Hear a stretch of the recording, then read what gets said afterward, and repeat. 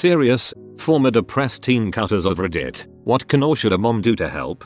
As an adult who cut in my teen years, I can try to give you a different insight. I had a lot of pain emotionally and mentally in my teens that was out of my control, and sometimes it would build up to the point where I felt I would explode. But not a lot of friends. Didn't feel attractive. Not many goals of my own. Couldn't dress how I wanted. Parents got upset when I would read too much, etc. So it cut, and the sensation of pain in small doses helped expel the inner pain. It felt like a balloon slowly letting the air out till it wasn't so close to popping. I had pretty controlling parents. I wasn't allowed to make my own mistakes, choose my own friends, join what clubs I wanted to, wear what clothes I wanted to. So I didn't really have any way to self-express. I felt trapped. I think if my mom or dad had ever just sat me down and actually listened to my wants, it would have helped. Sometimes adults can't wrap their minds around what a teenager wants, so they tell them no. I wish my parents had worked harder to understand me.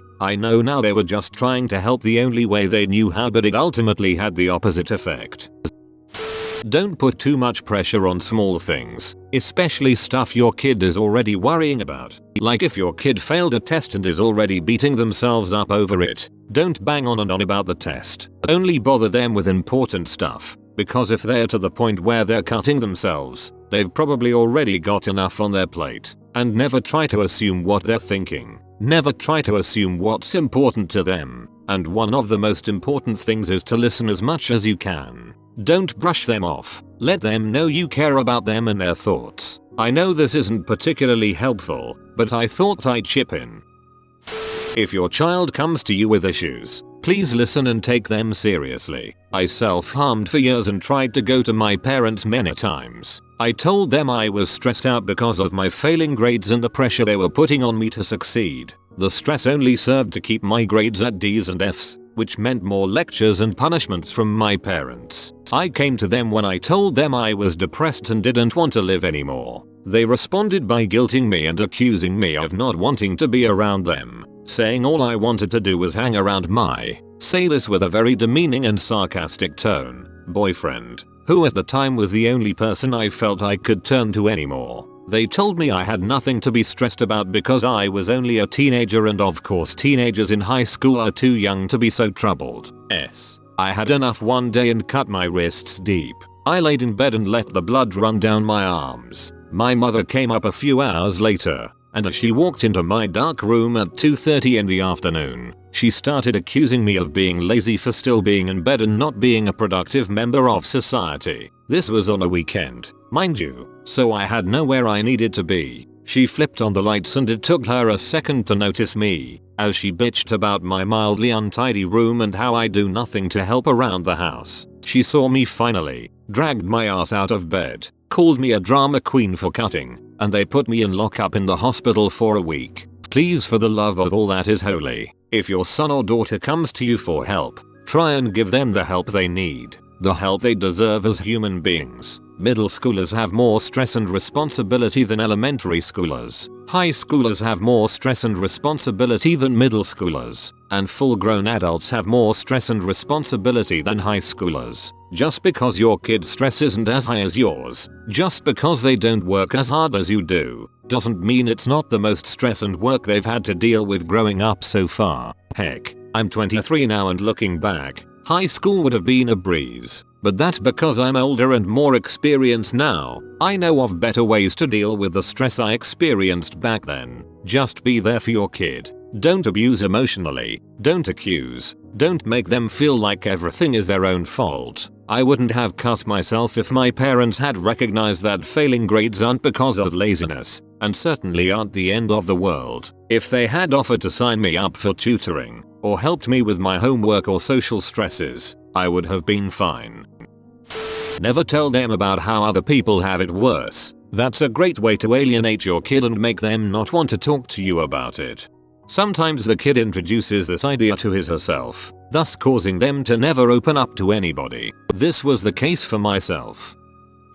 Lots of people have given lots of good advice here. My parents handled it very badly, including my mother cutting herself in front of me to show me what it was like. Whatever you do, don't do this. and telling me repeatedly that my depression was not real and just a teenage phase. One of my lowest points was when, in a state of existential crisis, I confided in them and said I couldn't see any meaning or purpose in my life. I was told that my purpose was to go to school. School was the biggest source of anxiety in my life, and I hated it. If my only purpose was to do something I hate, why exist? I wish they'd taken me more seriously as a human being and not just a child, or even pointed me in the direction of some philosophy or something. Counseling can be brilliant if the young person is on board with it, is useless if it's forced. People won't change unless they want to. Privacy. Please don't remove locks, doors, or try to hide all sharp objects. Cutting is something a person has control over,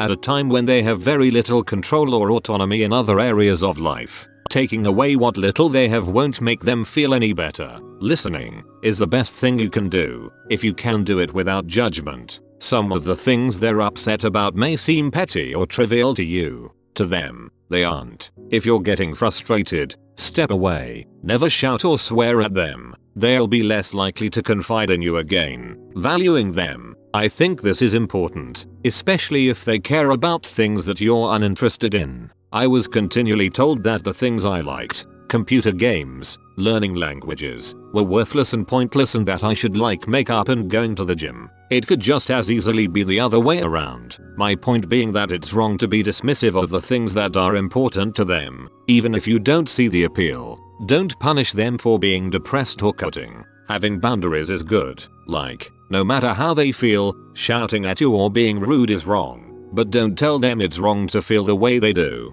Don't take away their support, friends, games, music, or the internet on making them feel the way they do, and further isolating them won't help. For me, one of the things that really helped was starting to volunteer. I was actually helping people, and that gave me some concrete ammunition when the part of my brain that said you're worthless got too loud. But it has to be their decision. My parents pressuring me to volunteer wouldn't really have helped. I just have felt it was one more way in which I didn't measure up to expectations. Ask them what they'd like to do, rather than telling them what they should do. This post is a bit rambling and very much based on my personal experiences. Sorry, but I do hope it helps a little.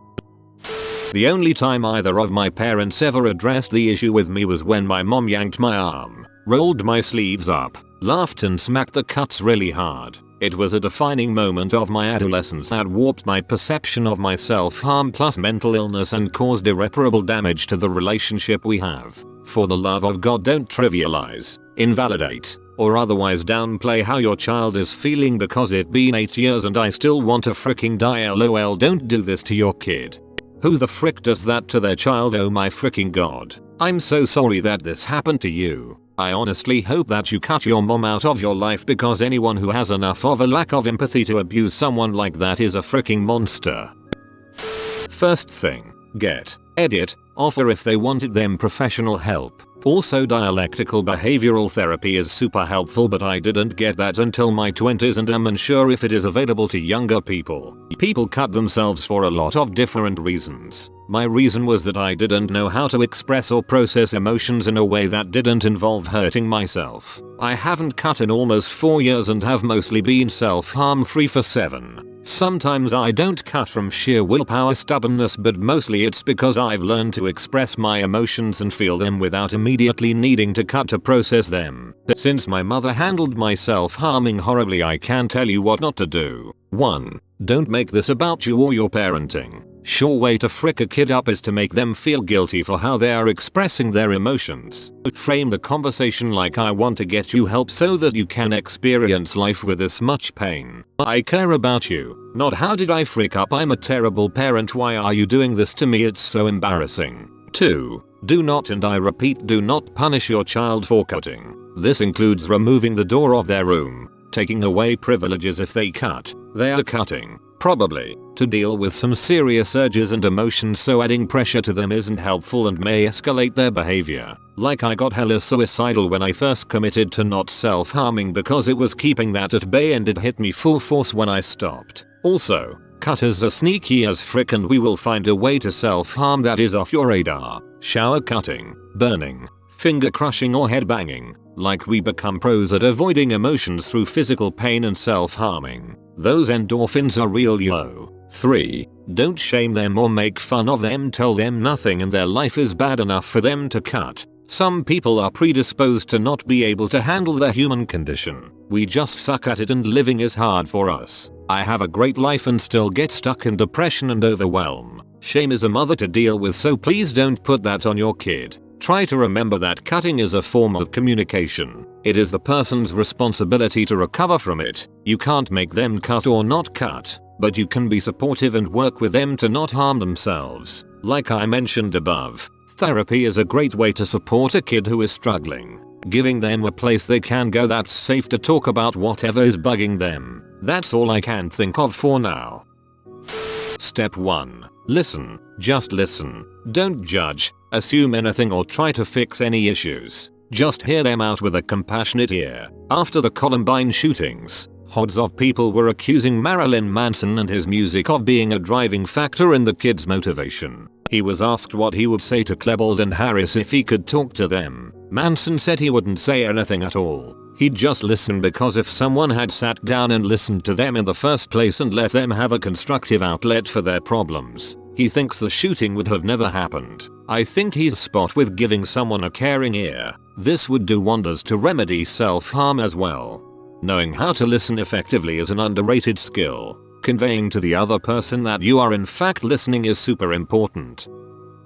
Firstly, please understand that as unhealthy as it is a coping mechanism. Although the cutting is a problem, it's not the problem. They're doing it because at some level it helps them deal with whatever they're struggling with. So just trying to get them to stop is not going to help. To help them stop, you really need to help them figure out what is behind it and help them deal with that. Having said that, one thing that really helped me stop was making a paper chain for my bedroom. Every day I didn't cut, I'd put a colorful link. Any day I did, I'd put a white link. That gave me a small incentive. Too many white links close to each other made the chain boring, but it didn't make me feel guilty, and it helped me see everything that was going on as a progression. Slipping up one day didn't destroy anything. I just made a note of it and kept going. It was really helpful for me to have a record that I could display publicly without anyone else knowing what it meant. And that was actually pretty. Also, if there is any history of depression or other mental illnesses in your family, talk to your kid about them. I was struggling for years before I realized that I was depressed. Years later, I've discovered that both my mother and one of my aunts have also dealt with depression at different times in their lives. That would have been great to know at the time. I was already miserable. It would have been such a help to at least know why. Don't say, "Why are you doing this to me?" I'd also suggest outside help. I'd avoid saying stuff that might make them feel guilty or ashamed, like telling them that they hurting themselves makes you feel awful, scared, sad, or outright telling them that they have to stop it. That kind of talk only made me hide it better. At least, maybe ask them why they do it, and if there is anything you could do to help. This is super important. I remember being so upset after my mom told me that cutting myself hurt her more than whatever I was doing it for had hurt me, that I just started cutting more over the additional guilt and hiding it better. When I was in high school, I went through a really hard time and got really mentally ill. I ended up breaking down to the school counselor and she got my mum involved. She obviously already knew what was going on because mums know everything. When I was at my worst, she would regularly check up on me, and when I was asleep she would sometimes check my wrists and stuff to make sure I was okay. She never acted surprised, and was more of a friend to me than my mum during the whole thing. She took me to regular counseling, and even got me in a pupil referral unit, which is a school for kids who simply can't handle a mainstream school. We wouldn't really talk about the fact I was depressed, but if I was having a crappy day she would sit with me until I felt okay. Nighttime was always my worst time, and most nights she would just sit with me until I fell asleep. She was in charge of my antidepressants and made sure I took them on time every day. She would sit with me during my psychiatrist visits, and spent every night with me when I ended up in hospital. My dad pretty much stayed out of it and didn't really speak to me much when I was down. The whole thing really upset him, but we are really close again now. I would try to hide stuff from my mum, such as when I cut, but she always found out in the end. I felt awful because I could see how much I was hurting her, and she got really ill herself. But in the end I left high school with good grades. I've been off my medication for almost 4 years, not had a relapse in that time, and I now work at a school. And I couldn't have done it without my mum. She is my hero.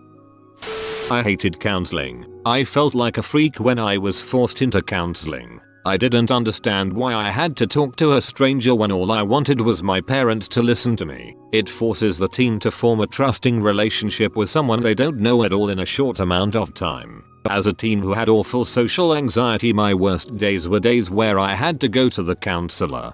I have the exact opposite mentality. I do want to talk to someone, but not my parents. I want to keep my life hidden from them. I don't really know why, but it just feels wrong to talk to my parents about my personal life.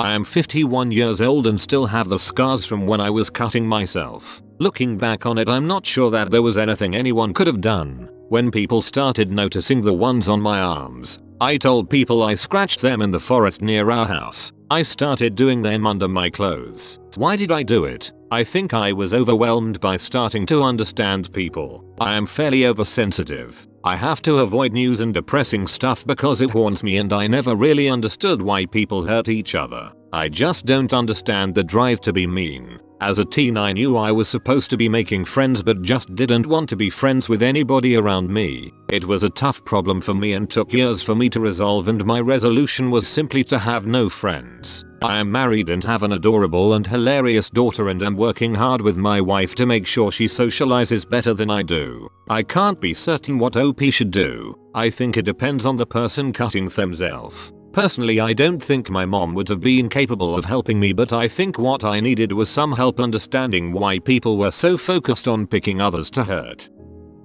Hey there, I am a psychiatric nurse and work with youth with mental health issues. She should for sure seek professional help from either a counselor or a psychiatrist and take her medications as prescribed. However, I thought I'd add a couple of methods that we teach and have seen as effective in the past. Oftentimes people cut, not to try to kill themselves but as a way of replacing negative emotional pain with physical pain. Kind of like when someone is super angry and they punch a door to let out the anger. One thing that your friend can discuss with her is alternative ways of getting that physical pain release that provides relief without doing something as dangerous and self-mutilating as cutting. The most effective way to bring this up is to validate that she is in pain and open the discussion with something along the lines of, maybe together we can come up with an alternative way of getting that physical release that seems to be helpful. It is also best to do this in a more matter-of-fact way, such as discussing the concerns with cutting, such as risk for excessive blood loss, the risk of infection, rather than talk about the emotional root of the problem. Examples include 1. Squeezing a bunch of ice cubes in her hands until the cold is unbearable. This provides a similar physical shock to the body without causing physical damage. 2. Keeping an elastic band on your wrist, and when these negative thoughts come along, snap the elastic against your wrist. The feeling is similar to that of a bee sting but doesn't break the skin, just maybe leaves a temporary red mark. These obviously aren't solutions, but they are healthier alternatives while she is in the process of addressing the underlying emotional pain and cause of the cutting behaviors with a professional. Hope this helps. Don't tell other people that your child is self-harming. My mother told everyone. I hated it and her for it.